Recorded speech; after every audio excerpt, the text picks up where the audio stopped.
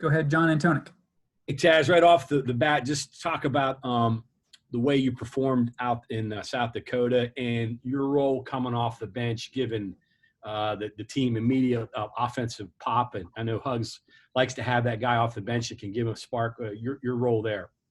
Well, my role over the tournament, first 3 games, were just come off the bench, bring energy, and bring that offensive scoring power, like you said. My job is just always to be ready because, starting lineups could vary and change, as well as But my job is just stay ready and be ready for whenever I'm in the game and just bring that energy like I always do. Real quick, is that a new role for you? Have you ever done that before where you have to – I'm sure you probably mostly started, and then to be able to sit on the bench and to take things in, that's a little bit of a different mindset, isn't it?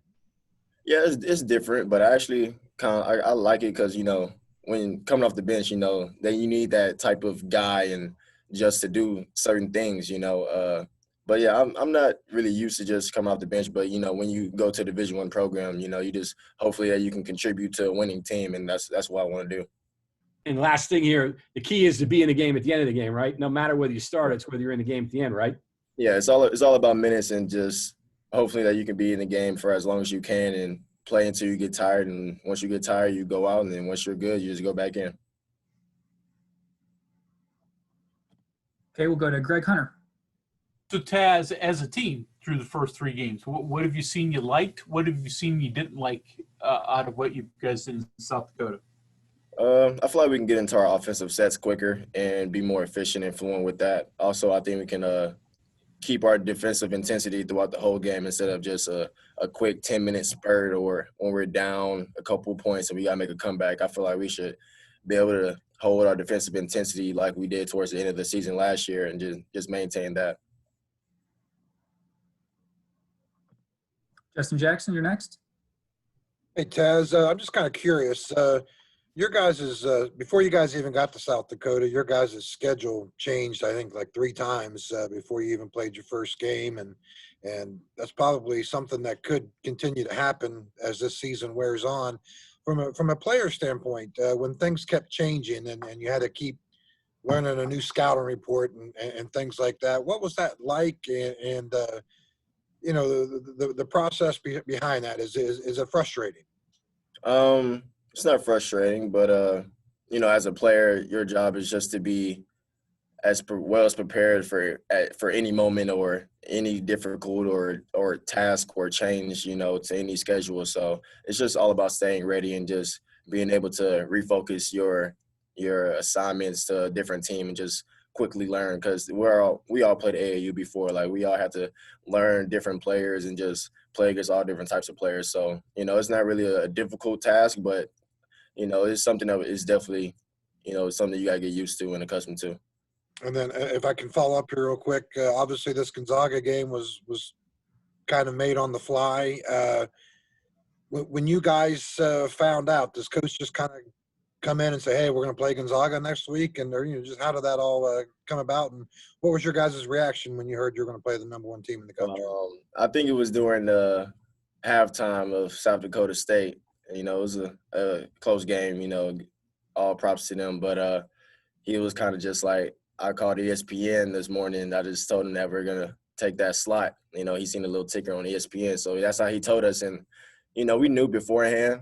We're all excited, of course. That's why you come to a high major Division I program, is to play the best teams in the country and just to be on that national scale and national stage. So we all are ready and excited to and thankful to have this opportunity to play on this big stage, and this is a big game for us. Next is Charles Montgomery. Taz, going off of that preparation for Gonzaga, when you look at these guys, they can score and do many things that keeps them as the number 1 team in the country. So what do you guys have to prepare for when you go into this week in preparation to play them on Wednesday?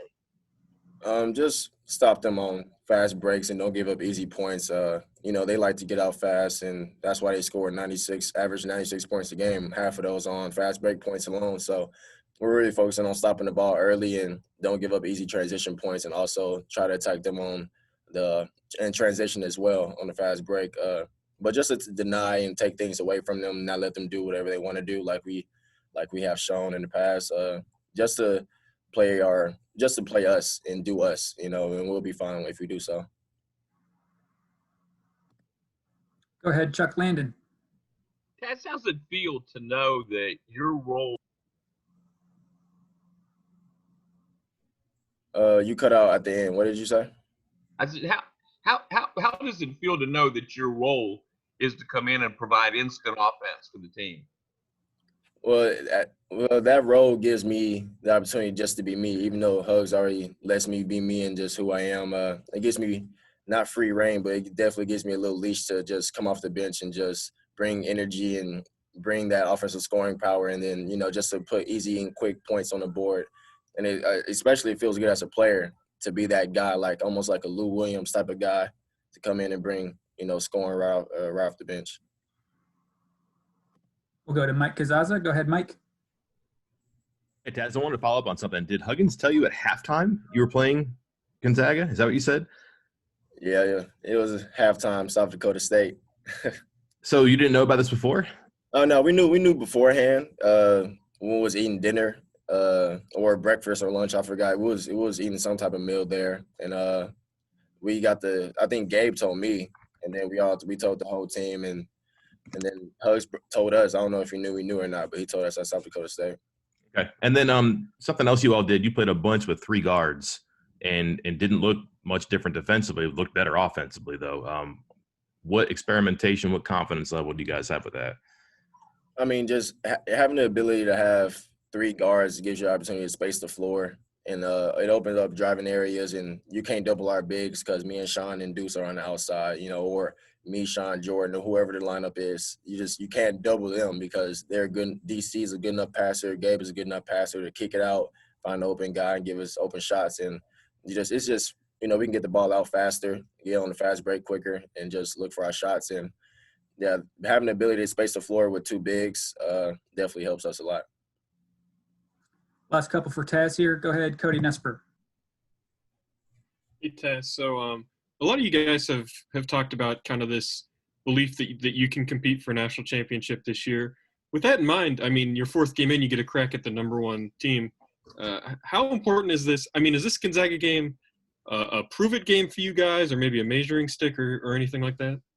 I mean, it's a statement game because, the way the season ended last year, I feel like we had a good chance to make a run the way we was playing last year, and this is a statement game for us. We want to show everybody that we deserve to be one of those teams that's talked about in the Final Four and national championship conversation, and that's why this is a big game. John, back to you. Yeah, last one for me. I know Hugs has talked to us about passing, and I'm sure he's talked to you guys doubly, or maybe even more about passing. Just your thoughts on what it takes to be a good passing team, and was that something that was emphasized to you when you were growing up as a young player, maybe in high school or AAU, passing skills? Yeah, high school. My high school coach, Coach Gary Nichols. For the first month of practice, we didn't put up not one shot. It was defensive work and passing the ball and a lot of running and conditioning, and so passing was instilled in me very early, even though I had quite a few turnovers that, I'm not proud about the last couple games or whatever. It's been instilled in me. Passing is very important. And it's a fixable thing for us. We just have to fake a pass, make the right reads, meet the ball when it's passed to you. That'll cut down on turnovers and just be strong with the ball. Do you think maybe the knowledge of the system or knowledge of the guys that you're playing with, is that helpful in knowing – instead of when you're passing it to an area not to where the guy's supposed to be, that type of thing? Yeah, Hugs always tells us don't pass it to where the guy's supposed to be, pass it to where he's at. Because you might know a player very well, but you never know what he's going to do at that moment. Like, you might try to pass it to him and then he back cuts, and then now you just throw it to the sideline. So it's just having 2 hands on the ball while you make a pass, make smart reads, learn how to read the defense, and know how to make reads and counters and everything. Just reading the defense and just picking apart the defense. That's one thing we can do better. Is it safe to say, last thing here, safe to say you guys are still learning yourself and learning these things out on the floor against other teams? Oh, yeah, especially we have a lot of veteran guys, but we also have, quite a few new guys. So that's one of my jobs, is just to teach all the new guys, and also some of the veteran guys that's been here just you know, how to play a certain way, and not necessarily telling them how to play as a player, but just letting them know what Hugs wants, and, you know, just try to make sure like they don't mess up as much as possible. Okay, Taz, thank you very much for